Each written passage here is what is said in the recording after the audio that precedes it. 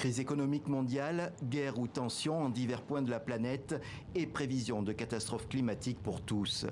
Malgré le beau temps sur New York, l'atmosphère est lourde à l'Assemblée générale de l'ONU qui s'est ouverte ce mardi. Et il est revenu au président Macky Sall de défendre les intérêts de l'Afrique. Président du Sénégal et président en exercice de l'Union africaine, il a plaidé pour plus de justice et d'équité dans les relations internationales.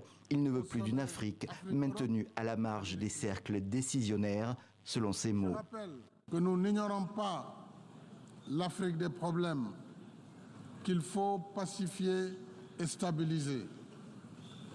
Mais je suis également venu dire que nous avons aussi l'Afrique des solutions, avec ses 30 millions de kilomètres carrés, ses ressources humaines, plus de 60% des terres arables du monde, ses richesses minières, forestières, hydriques et énergétiques. Mais pour cela, Macky Sall plaide pour des rapports réinventés, un multilatéralisme ouvert et respectueux pour une Afrique qui, dit-il, a assez subi le fardeau de l'histoire. Ainsi, la lutte contre le dérèglement climatique doit accorder une place particulière au continent africain.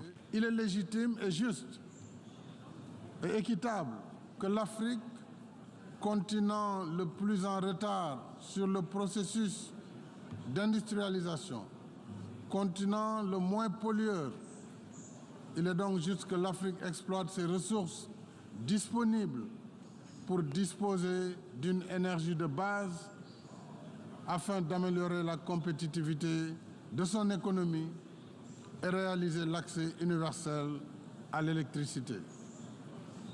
Je rappelle qu'à ce jour, plus de 600 millions d'Africains vivent encore sans électricité. Macky Sall exprime pour l'Afrique une défiance qui commence à s'installer dans tous les pays du Sud vis-à-vis des pays riches et puissants, ceux qui choisissent les sujets à mettre à l'agenda. Le secrétaire général Antonio Guterres en est conscient, il redoute la division. À l'ouverture de l'Assemblée générale ce mardi, il en faisait un facteur de la grogne mondiale, selon son expression, qui se profile à l'horizon.